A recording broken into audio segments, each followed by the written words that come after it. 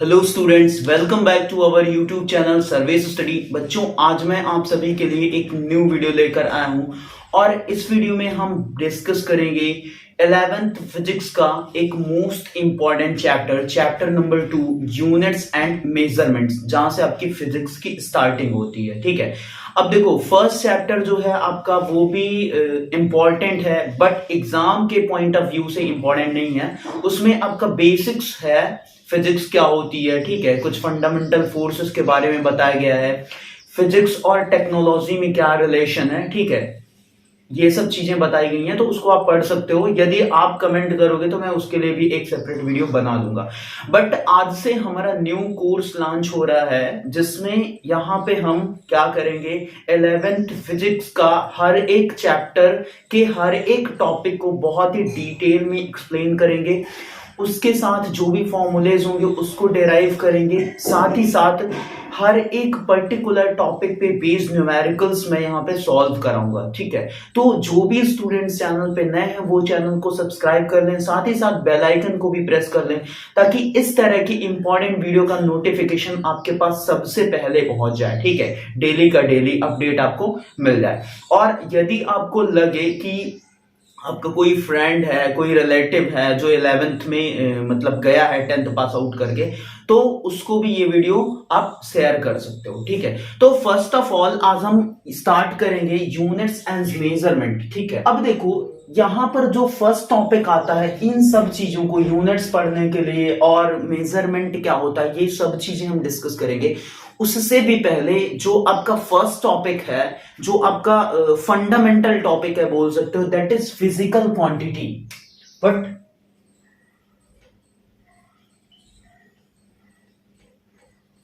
Physical quantity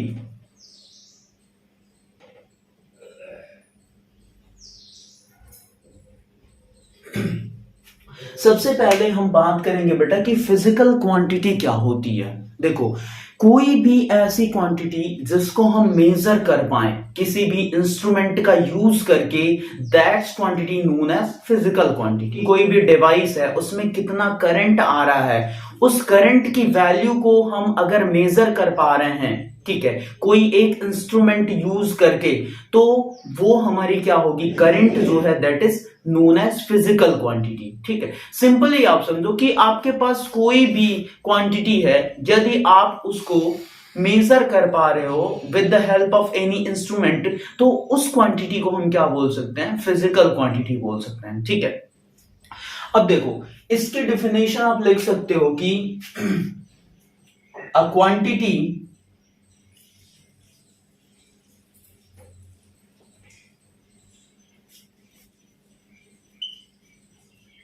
which can be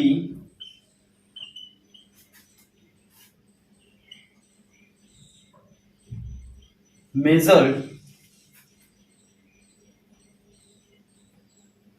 by an instrument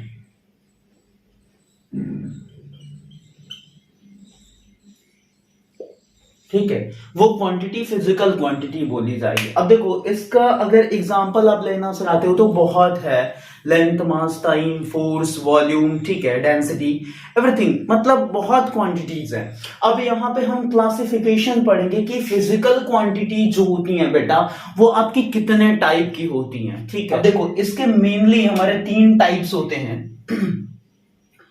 पहला type है इसका fundamental fundamental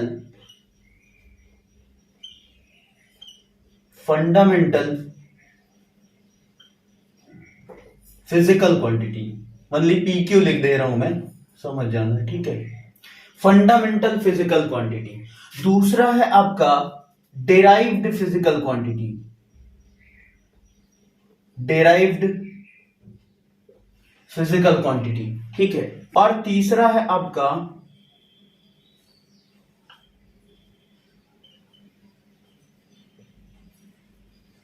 supplementary physical quantity. ठीक है, अब देखो इन तीनों के बारे में हम डिटेल में डिस्कस करते हैं। फंडामेंटल फिजिकल क्वांटिटी क्या होती है? वो फिजिकल क्वांटिटी जिसको एक्सप्रेस करने के लिए, जिसको रिप्रेजेंट करने के लिए किसी अदर क्वांटिटी की जरूरत नहीं होती है। ठीक है, जैसे कहते हैं कि मैं अपनी पहचान खुद बनाऊंगा, तो इसको अपनी पहचान बनाने के लिए किसी की जरूरत नहीं है। ठीक है, ये अपनी पहचान के लिए किसी की मोहताज नहीं है, ऐसा कुछ बोला जाता है। तो फंडामेंटल फिजिकल क्वांटिटी का मतलब यह है कि बेसिक, जो आपका बेसिक है, ठीक है, जहां से स्टार्टिंग हुई है, कोई भी चीज जहां से जनरेट हुआ है, जहां से ओरिजिनेट हुआ है। तो फंडामेंटल फिजिकल क्वांटिटी वो फिजिकल क्वांटिटी है जिनको रिप्रेजेंट करने के लिए किसी अदर क्वांटिटी की हेल्प नहीं ली जाती है। ठीक है, इसी वजह से इसको हम क्या बोलते हैं? Independent physical quantity. ठीक है, तो वो फिजिकल क्वांटिटी जो किसी की हेल्प के बिना ही रिप्रेजेंट की जाए, इंडिपेंडेंट हो, उसको हम क्या बोलेंगे? Fundamental physical quantity. अब देखो फंडामेंटल के टाइप्स की अगर बात करेंगे तो मोस्टली आपकी क्या है? 7 फिजिकल क्वांटिटीज हैं। ठीक है, फंडामेंटल फिजिकल क्वांटिटी 7 है आपकी, जो कि मोस्ट इंपॉर्टेंट है।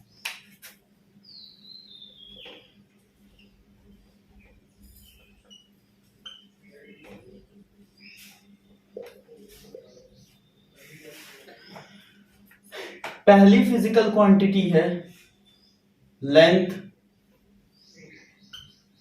Then mass, then time, then current, then temperature,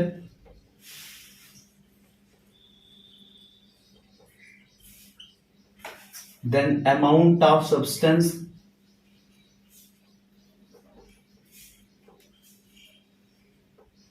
then luminous intensity।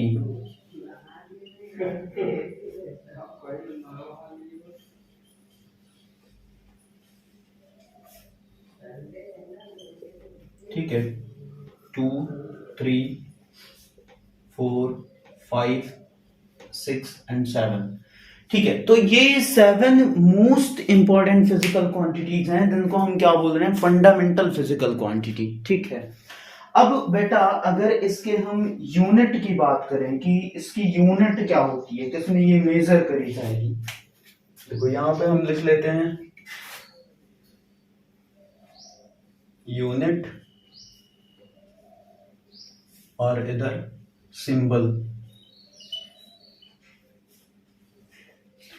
तो यूनिट्स में लेंथ की यूनिट होती है क्या?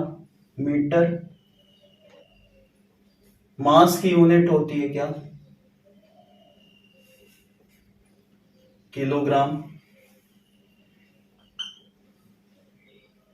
उसके बाद टाइम की यूनिट सेकेंड। करंट की एम्पियर। टेम्परेचर की केल्विन। और अमाउंट ऑफ सब्सटेंस की मोल। और लुमिनस इंटेंसिटी की कैंडेला। ठीक है, अब लुमिनस इंटेंसिटी थोड़ा आपको अजीब लग रहा होगा। ये एक फिजिकल क्वांटिटी है, फंडामेंटल फिजिकल क्वांटिटी है, जिसके थ्रू हम बेटा क्या करते हैं? जैसे लाइट है, उस लाइट की कितनी इंटेंसिटी है, ठीक है, उसको हम मेजर करते हैं। ठीक है, लुमिनस इंटेंसिटी के थ्रू। और हम किस में मेजर करेंगे? कैंडेला में। अब देखो मीटर के लिए आप नॉर्मली स्मॉल m यूज करते हो, किलोग्राम के लिए kg यूज करते हो, सेकेंड के लिए s यूज करते हो, एम्पियर के लिए a यूज करते हो, कैपिटल A। ठीक है, और केल्विन के लिए आप कैपिटल K यूज करोगे। मोल के लिए आप लिखोगे MOL। और कैंडेला के लिए आप लिखते हो CD।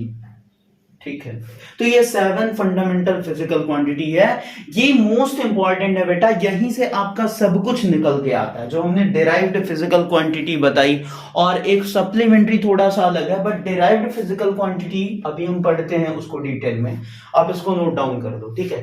Length, mass, time, current, temperature, amount of substance and luminous intensity, ठीक है। लेंथ की यूनिट मीटर, मास की kilogram, time second, current ampere, temperature kelvin, amount of substance mole और luminous intensity candela. I think आप यही इसी के बारे में थोड़ा कम जानते होगे या नहीं जानते होगे, बट 9th में आपने मोल के बारे में भी पढ़ा होगा, 9th केमिस्ट्री में चैप्टर है मोल कॉन्सेप्ट वाला, और ये सब चीजें तो आपने फिजिक्स में पढ़ रखी होगी, ये तो नॉर्मल चीज है, स्टार्टिंग पैदा होते ही, जब से पैदा हुए तब से पढ़ते आ रहे हो, मीटर, किलोग्राम, ये सब चीजें। सेकंड, और एम्पियर भी आपने 10th इलेक्ट्रिसिटी में पढ़ा होगा, ठीक है। केल्विन भी आपने टेम्परेचर की यूनिट्स पढ़ी होगी, ठीक है, डिग्री सेल्सियस, केल्विन, ठीक। नेक्स्ट टाइप की जो हमारी फिजिकल क्वांटिटी थी बेटा, वो कौन सी है? That is derived physical quantity. Derived physical quantity. अब डिराइव्ड से ये समझ में आ रहा है कि ये किसी दूसरे की हेल्प के थ्रू क्या हुई है, निकाली गई है, ठीक है। डिराइव्ड का मतलब यही होता है कि जिसको अपनी पहचान बनाने के लिए किसी दूसरे पे क्या होना पड़े, डिपेंड रहना पड़े, या अपनी पहचान बनाने के लिए किसी दूसरे की नीड पड़े, किसी दूसरे की हेल्प लेनी पड़े, that is derived physical quantity. जैसे कि क्या होता है कि मान लो मैं हूं और मेरे पापा हैं, तो स्टार्टिंग में अगर मेरी पहचान नहीं बन पा रही है, मतलब मैं छोटा हूं, आई थिंक 9-10 तक पढ़ रहा, तो मेरी क्या आइडेंटिटी है? कुछ भी नहीं है, ठीक है। मान लो और छोटा हूं तो मेरी कोई आइडेंटिटी नहीं है, तो मेरी आइडेंटिटी जो है वो किस पे डिपेंड कर रही है? अपने पेरेंट्स पे डिपेंड कर रही है। तो मैं क्या हुआ? Derived physical quantity. उसके बाद जब मैंने खुद की आइडेंटिटी क्रिएट करी, अपनी खुद की आइडेंटिटी बनाई, तो उस केस में मैं डिराइव्ड ना होकर के फंडामेंटल फिजिकल क्वांटिटी बन जाऊंगा। क्योंकि फंडामेंटल फिजिकल क्वांटिटी क्या है? जो किसी के हेल्प के बिना क्या होती है, एक्सप्रेस की जा सकती है, रिप्रेजेंट की जा सकती है, ठीक है। डिराइव्ड फिजिकल क्वांटिटी में जैसे कि आपका हो गया फोर्स,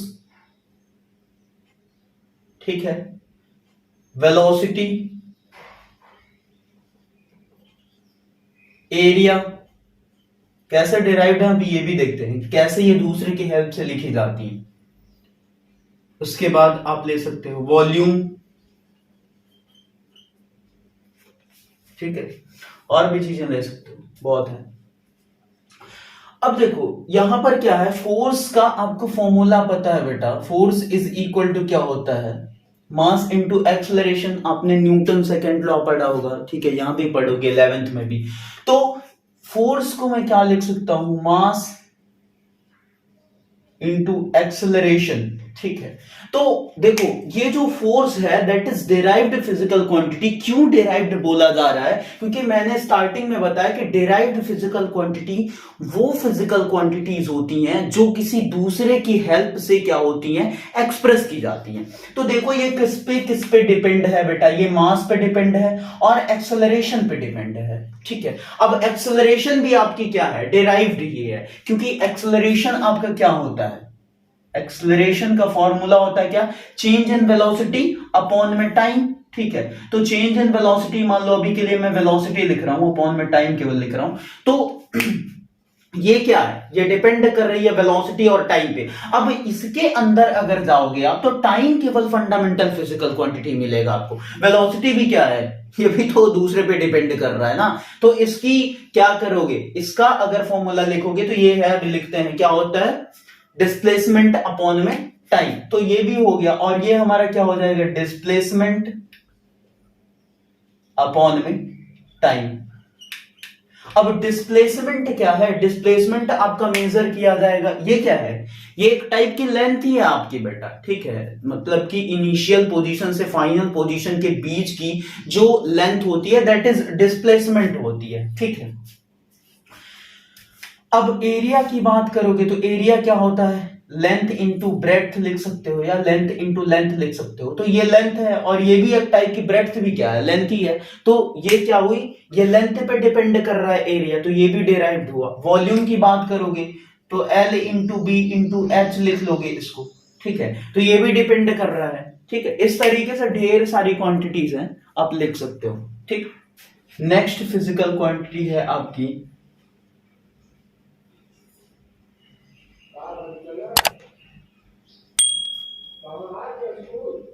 सप्लीमेंट्री फिजिकल क्वांटिटी है, ठीक है। अब सप्लीमेंट्री फिजिकल क्वांटिटी दो टाइप की होती है, ये भी आपका एक होता है एंगल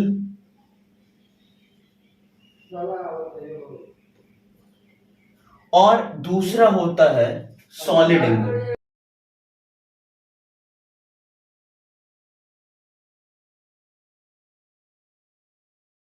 तो ये दो टाइप की होती है, एक एंगल और दूसरा सॉलिड एंगल, ठीक है। जैसे कि मान लो हमारे पास क्या है, सर्कल है।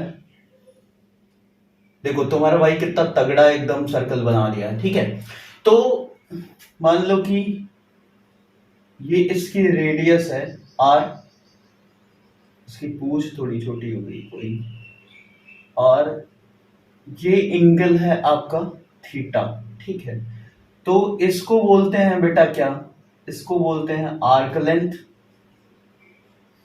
आर्क लेंथ, ठीक है। और ये थीटा आपका एंगल हो गया और ये आर रेडियस हो गया। तो जो यहां से फॉर्मूला निकल के आता है, angle is equal to arc length upon में रेडियस। तो थीटा इज इक्वल टू हम क्या बोल सकते हैं, मतलब angle is equal to arc length upon में radius. This is the formula for angle, ठीक है। कोई भी एंगल निकालना है, आपको आर्क लेंथ पता हो, डिवाइड कर दो रेडियस से, तो आपको वो एंगल मिल जाएगा। अब एक बात ये समझो कि अगर इसके यूनिट की बात करें कि एंगल की यूनिट क्या होती है, यूनिट, तो यूनिट होती है इसकी रेडियन, ठीक है। इसकी यूनिट होती है रेडियंस। अब देखो कुछ लोगों को लग रहा होगा कि सर एंगल को तो हम डिग्री में मेजर करते हैं।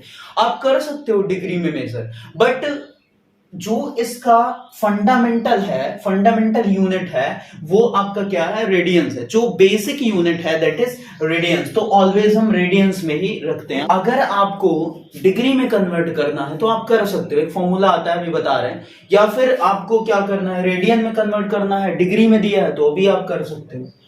2 पाई रेडियंस बराबर 360 डिग्री, ठीक है। मतलब या लिख सकते हो इसको pi radians is equal to 180 degree, ठीक है। ये फॉर्मूला है। जैसे आपको यहां पर क्या निकालना है, ये सर्कल दिया हुआ है और बोला जा रहा है कि आप क्या करो, सरकमफेरेंस निकाल दो। अब आपको तो पता है कि 2 पाई आर होता है सरकमफेरेंस। मान लो कि आपको नहीं पता है 2 पाई आर सरकमफेरेंस होता है, मान लो कोई स्टूडेंट है उसको नहीं पता है, कोई बच्चा उसको नहीं पता है, उस केस में वो क्या करेगा, अगर ये फॉर्मूला अप्लाई करेगा, थोड़ा सा अपना दिमाग यूज करेगा, तो वो कैलकुलेट आउट कर पाएगा क्या, सरकमफेरेंस, ठीक है। अब देखो सरकमफेरेंस क्या होता है बेटा, मान लो पार्टिकल यहां से चलना स्टार्ट किया तो फिर से यहीं पर अगर आ गया तो एक चक्कर जो लगाएगा दैट इज सरकमफेरेंस। तो एक चक्कर लगाने का मतलब क्या होगा, एक चक्कर लगाने का मतलब जो वो एंगल कवर करेगा, वो कितना एंगल कवर करेगा, 2 पाई का, थीटा इज इक्वल टू 2 पाई का एंगल कवर करेगा। मतलब थीटा हमारा 2 पाई है और हमको सरकमफियरेंस चाहिए, तो सरकमफियरेंस उस केस में क्या बनेगा, आपका आर्क लेंथ बनेगा। क्योंकि जैसे मैंने इतना आर्क लेंथ बोला है क्योंकि पार्टिकल यहां से यहां गया थीटा कवर करके, और जब यहां से पार्टिकल वापस इसी पोजीशन पे आएगा और पूरा का पूरा कवर करेगा तो ये पूरा आर्क लेंथ बन जाएगा, दैट इज सरकमफियरेंस। तो arc length, arc length is equal to क्या हो जाएगा, थीटा इंटू रेडियस आपका, और थीटा कितना कवर कर रहा है, 2 पाई, और रेडियस क्या है, आर है। तो ये आर्क लेंथ यही क्या बन जाएगी, सरकमफियरेंस बन जाएगी, ठीक है, 2 पाई आर। अब एक मोस्ट इंपॉर्टेंट बात बेटा, इसको अभी हम करते हैं सॉलिड एंगल को। एक मोस्ट इंपॉर्टेंट ये कि जो आपका ये एंगल होता है, एंगल, इसका यूनिट तो होता है, इसका यूनिट तो होता है, जैसा कि यहां पे मैंने बताया रेडियंस, या आप बोल रहे हो डिग्री, ठीक है। तो यूनिट इसका होता है, बट इसका डायमेंशन नहीं होता, ये डायमेंशन लेस क्वांटिटी है, डायमेंशन लेस क्वांटिटी, ठीक है। कई बार ये क्वेश्चन पूछा जाता है कि वो क्वांटिटी बताओ जो डायमेंशन लेस होती है बट उसकी यूनिट्स होती है, ठीक है। अब डायमेंशन लेस क्यों होता है, निकाल लो डायमेंशन। अगर आपको डायमेंशन निकालना है, डायमेंशन इसी चैप्टर में पढ़ेंगे डिटेल में। डायमेंशन अगर एंगल का निकालना है तो एंगल इज इक्वल टू क्या है, आर्क लेंथ अपॉन में रेडियस, डायमेंशन ऑफ थीटा या एंगल। तो क्या हो जाएगा, आर्क लेंथ अपॉन में रेडियस। आर्क लेंथ आप किस में मेजर करोगे, मीटर में, और रेडियस भी किस में मेजर करोगे, तो मीटर में। तो यहां पे डायमेंशन इसका क्या आ जाएगा, 0 आ जाएगा, इसका कोई डायमेंशन नहीं होता। तो ये डायमेंशन लेस बट यूनिट होती है इसकी, डायमेंशन लेस क्वांटिटी है लेकिन इसकी यूनिट एग्जिस्ट करती है, दैट इज रेडियंस। आप कन्वर्ट कर सकते हो, 2 pi radian is equal to 360 degree और pi radians is equal to 180 degree, ठीक है। ये हो गया आपका एंगल, ठीक। इसके बाद आता है बेटा आपका दूसरे टाइप का जो सप्लीमेंट्री फिजिकल क्वांटिटी है, वो है सॉलिड एंगल,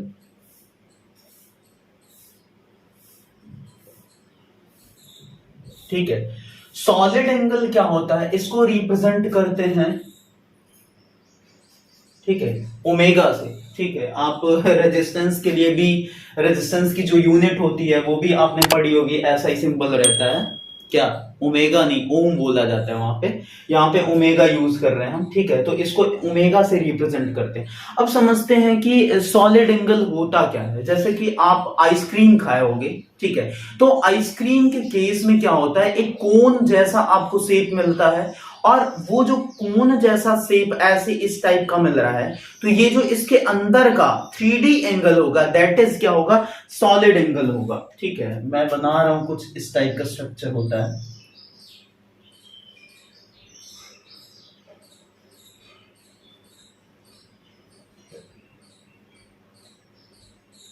ये 3D है, ठीक है। ये वाला जो एंगल है, दिस एंगल, ठीक है, ये आपका हो जाएगा omega,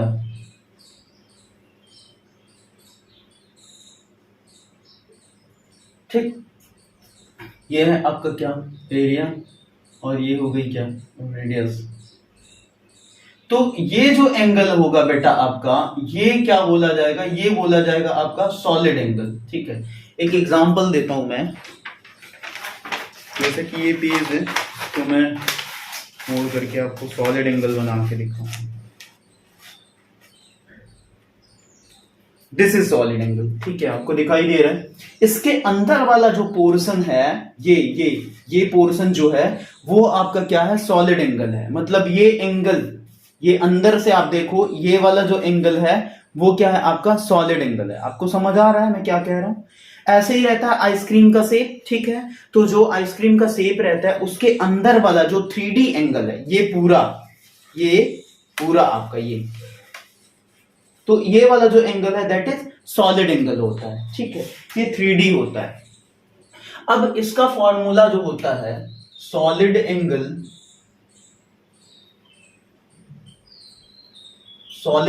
omega is equal to area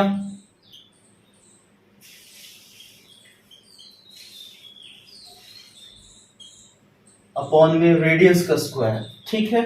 तो क्या हो जाएगा, a अपॉन में R square omega is equal to, ये इसका फॉर्मूला होता है। मान लो कि आपके पास क्या है, एक सॉलिड स्फीयर है और उसका सॉलिड एंगल निकालना है। जैसे ये स्फीयर है जिसकी रेडियस मान लो क्या है, आर है। अब हमको क्या चाहिए, सॉलिड एंगल चाहिए इस स्फीयर का, ठीक है। तो कैसे निकालोगे, ओमेगा इज इक्वल टू क्या होता है, एरिया अपॉन में रेडियस का स्क्वायर। तो एरिया क्या होता है, सॉलिड स्फीयर का एरिया क्या होगा 4 पाई आर स्क्वायर, अपॉन में क्या हो जाएगा आर स्क्वायर, मतलब ये इससे कैंसिल हो जाएगा। तो जो सॉलिड एंगल आएगा for solid sphere that is 4 pi radiance. ठीक है, 4 पाई रेडियंस आएगा सॉलिड स्फीयर का सॉलिड एंगल, ये आपका एग्जांपल हो गया। ठीक है, आपको क्लियर है ये चीज कि सॉलिड एंगल क्या होता है 3D एंगल। ठीक है, जो शेप मैंने बना के अभी दिखाया आपको। अब इसका भी क्या होता है, ये भी डायमेंशनलेस क्वांटिटी है। ठीक है, क्योंकि एरिया अपॉन में रेडियस का स्क्वायर, तो रेडियस का स्क्वायर अगर आप मेजर करोगे तो क्या हो जाएगा मीटर स्क्वायर, और एरिया भी आपका मीटर स्क्वायर, दोनों कैंसिल हो जाएंगे। तो डायमेंशनलेस बट यूनिट होती है इसकी। ठीक है, तो आज यहीं पे हम क्या करते हैं, स्टॉप करते हैं अपना लेक्चर। हम नेक्स्ट लेक्चर बहुत ही जल्द लेकर आएंगे। तो यदि आपको ये वीडियो अच्छी लगी तो आप कमेंट करके हमको बताना, वीडियो को लाइक करना। ठीक है, और जो भी आपके डाउट्स आ रहे हैं वो आप कमेंट सेक्शन में मेंशन कर सकते हो। ठीक है।